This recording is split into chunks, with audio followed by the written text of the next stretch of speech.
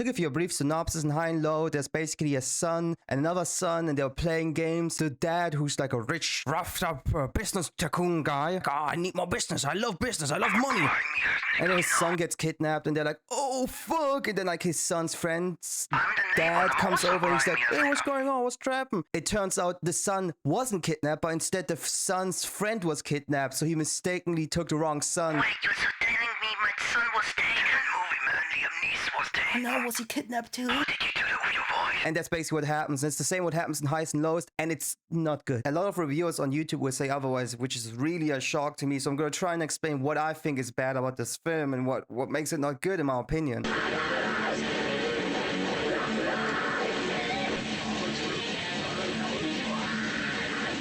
I like Spike Lee films. Yes, I'm sorry. I actually enjoyed them for the most part, except for Oldboy, which was trash. Overall, it's a pretty movie, but that's mainly because of the high, detailed, spectacular cameras used. Shots are rather plain and simple at times, or are only pretty because of the environment itself being pretty, which isn't a bad thing. Both ways, it ends up pleasing the eyes, but a lot of the times, it does feel like the shots aren't well done, really, and it just has a very pretty camera that's being used, plus a very pretty living room that's in the shot itself. Yo man, I'm editing this at my parents' place, and what the fuck am I talking about? These are nice ass shots. What the fuck is wrong with me? Movie critic ass, Roger Ebert wannabe ass. The movie does feel extremely expensive. Like every single shot that I see in this feels like it would probably cost more than what I make in 2 years. Not to say it's all bad. At times there's striking composition reminiscent of the original Kurosawa piece. Of course not as good, but still good. I don't want to compare the Spike Lee joint too much with the Kurosawa joint, because the Kurosawa joint is like one of the best movies ever made, visually wise and in general. It's very captivating. It's a good ass movie, really. But at the same time, Spike Lee chose this film to remake, so it's only fair to compare it. I'm gonna try and be as careful as possible with my comparison. One comparison I have to mention is the acting. The acting reeks.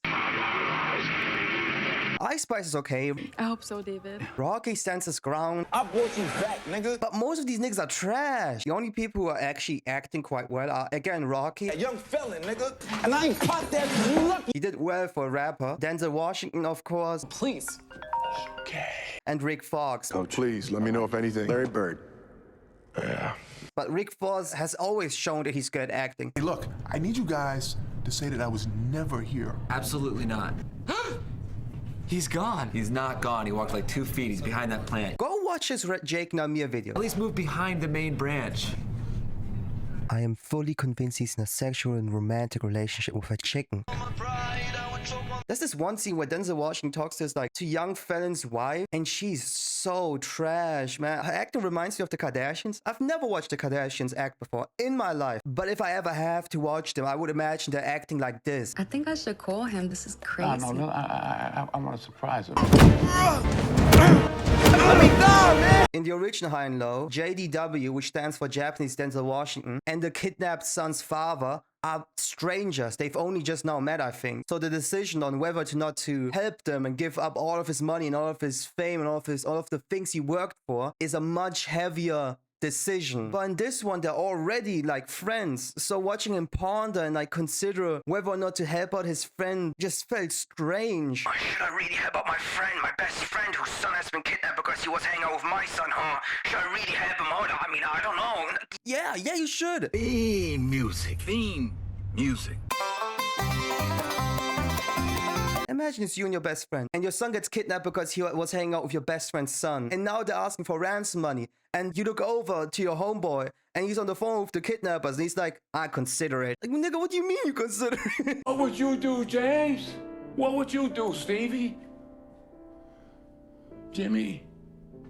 I actually did really like this scene. The movie follows a lot of the story beats from the original, being the kidnapping, the switch up, the train sequence, and the prison confrontation, all done to a varying degree of good. They're all unique on their own, I have to say. They're all very much different from the original, which is good in my opinion. When you're trying to remake or reimagine a film like this, you should really have your own vision at hand. Why would you go one for one? If I wanted you to go one for one with the original film, I would just go watch the original film. However, there were a lot of things that I did miss, or rather things that were just done so much better with the original concept of the other movie.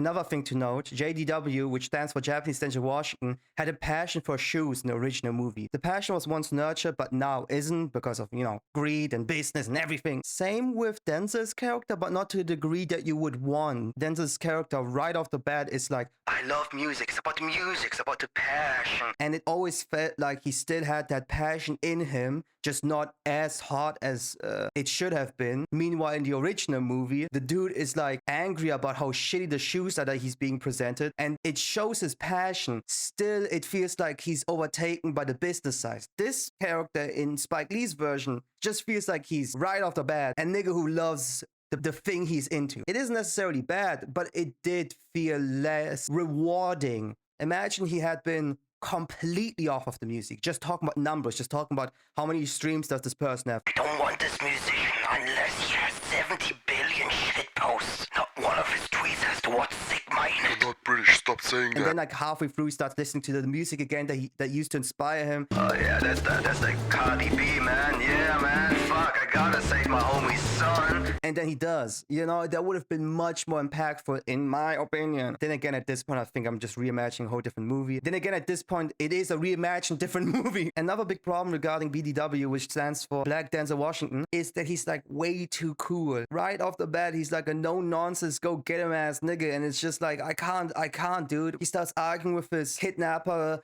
like they're arguing about Amiris. Hey man, you don't make the decisions anymore. Oh, come listen to me, young slacker. Come listen to me, young slacker. I just want the cash. I just want my boy back. The scene with him and his son also arguing made me like him a lot less, because he starts talking about respect and how he needs to respect him, even though he's doing such a horrible thing on waging whether or not he should save his homeboy's son. Now, fairly said, he was putting up his entire business, everything he has worked for up to that point. But still, man, that's your best friend. I'm sorry to hold on this point. It just was so bothersome that like he didn't even try and think of like asking his rich business friends for help funding this thing. Yeah, I'm sure like they're all millionaires. If they all had given $1 million each and you would have paid them back with interest, like it would have worked out. Then again, they probably explained this and I didn't listen. I also did not like the way they changed the detective characters. The detective character in the original one was a lot more of a character. This go-get-him, no nonsense ass nigga, but he's Japanese and he's a detective. He walks in, he's like, I'm gonna save your son. I'm gonna do it. Yeah, I'm that nigga,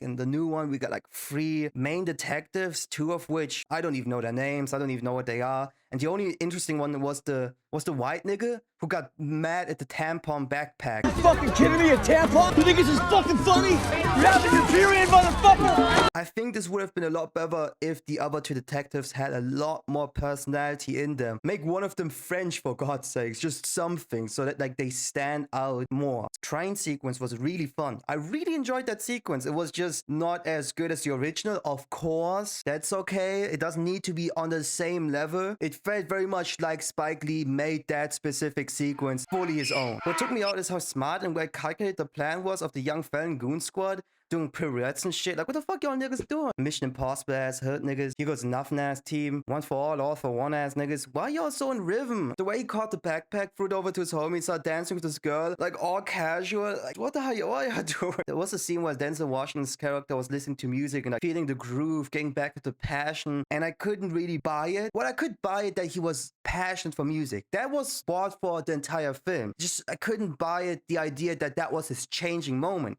Because I got the feeling he would have done this either way every day, every single second of the day he had free time on his hands, no matter what. From the beginning of the film, I always knew this dude was gonna stay with the music, no matter what. So nothing really was surprising about that. Nothing was spectacular. In the original one, you really were considering like, oh shit, is he actually gonna do it? That nigga seems really like contempt and like thinking about it. Plus his personality was a lot more starring, a lot more firm, which makes the doubt stronger on whether or not he would save the son. One line that went hard was when he was with his son and his son said like, My father, the man with the strongest ears and coldest heart. ooh, you got that nigga, ooh. Another aspect I really enjoy about this film is how authentically black it feels and just how you can tell Spike Lee loves New York. I was there for 1 week. It was okay. It was fine. It's a normal city. If I was a white girl, I would probably say, it changed my life, but it really didn't. It's fine. It's an okay place. You can tell Spike Lee has this love for New York within all of his movies. Some sort of deep connection that like no one else can really put into words or on the screen the way he does. It makes New York feel like a whole new character within this movie, a whole unique character. A character that doesn't speak, a character that doesn't have a role, but a character nonetheless, especially with the train sequence and everything. Okay, let's start talking. Okay, let's start talking about that young fella nigga. That nigga is so stupid, but also so smart. It's frustrating. 1 second, he asks for unmarked francs. Literally, smart idea. Then he has this perfect plan that he executes fully with all these pirouettes and shit, throwing that backpack, that Tampa backpack, God damn it. And then he does nothing. He, for some reason, demands the bracelet Denzel Washington's wife has, and then he gives it his wife, his own wife. So, of course you're gonna get caught, nigga. You got the only bracelet that looks like that from that nigga. They're gonna get you. And then he doesn't leave the country. What do you even ask for unmarked francs? What was your plan? Leave the country right then and there. Why did you not do it the second you had the cash? Why would you just not do it? What the hell is wrong with you? Why do you think people ask for unmarked francs when they do heists and robberies? It's so that they can escape the country to another country where they exchange the courage, a country which does not work with America, so that would not send them back. Nigga, are you out of your mind? Also, your wife sucks at acting. What's the name of the song? Highest to lowest. Boo, nigga, get off the stage. Also, while editing, I realized maybe his plan was to just do this stuff so he can finally meet him, but that's still such a stupid plan. As long as a discussion scene between BDC, which stands for Black Denzel Washington, so not the Japanese one, which I believe is unique to this movie. And again, he's just way too cool, man. Denzel Washington, you're the coolest nigga I know. I love you, man. But you're just too cool for this scene, dude. You're just way too cool. I can't. Denzel Washington, can you be my dad? Nah, I'm playing. I love my dad. I'm gonna keep my dad. You can fuck off. Sorry, that was a bit mean, sorry. Another scene I did not enjoy was when they spoke via the intercom, and it just did not have that feeling the original. Editing Noah here. The scene that led up to this scene, by the way, also was way better in the movie. It was more intense, it was more interesting, it was scarier too, that those slums genuinely looked horrifying. No, I should not compare to the original. It's just the original did it so much better. It frustrates me seeing it here. Because in the original, there's like this sense of dread and uneasiness at the end, at the beginning, through all of it. Even though the main guy wins at the end, you still feel like you're defeated by watching someone who clearly just needed some help lose himself.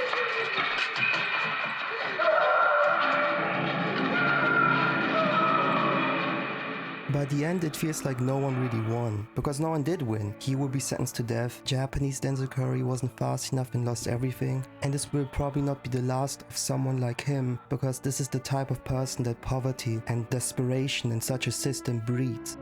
Meanwhile, in this scene, again, Denzel, you're so fucking cool, man. Clapping while that nigga is mad and screaming. That's so cool, dude. There's the scene where Rocky tries to kill himself, which was unscripted. No, I'm playing.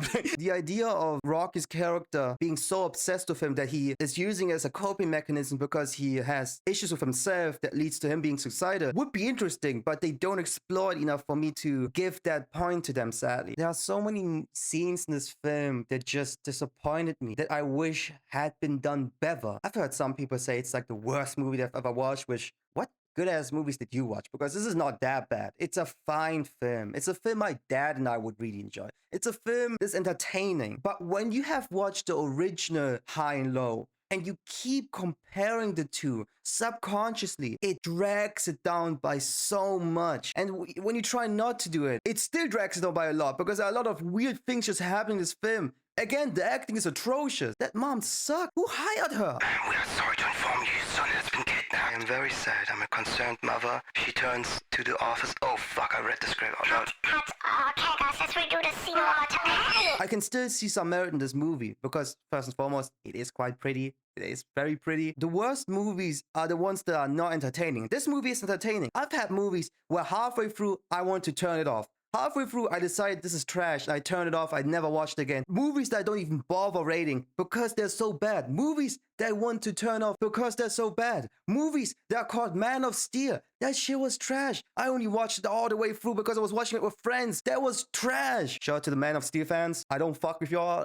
As for Japanese Spike Lee interpretation movies, this is one of the better ones. It's a lot better than Oldboy, that's for sure. And it's a lot more entertaining than Oldboy. To be fair, everything is more entertaining than Oldboy. With Oldboy being a literally 0.5 out of 5, and this one being a 2.5 out of 5 or 2 out of 5. With the trajectory going, the next one might be a 4. So, I also asked a bunch of people about the film over DMs. And for a bunch of people, I mean Ramen, and only Ramen. He's the only one who's watched it, and he's the only one who liked it out of all the people I know who watched it, being him and me. He notes similar things as I, and we agree on some things while disagreeing on others. I assume people who have watched the original and people who haven't watched the original are going to have vastly different opinions. Because if you watch the original, you're going to compare it in your head the entire time, without even knowing. But because of that disagreement, I'm now officially resigning from the Budget Rom fan club.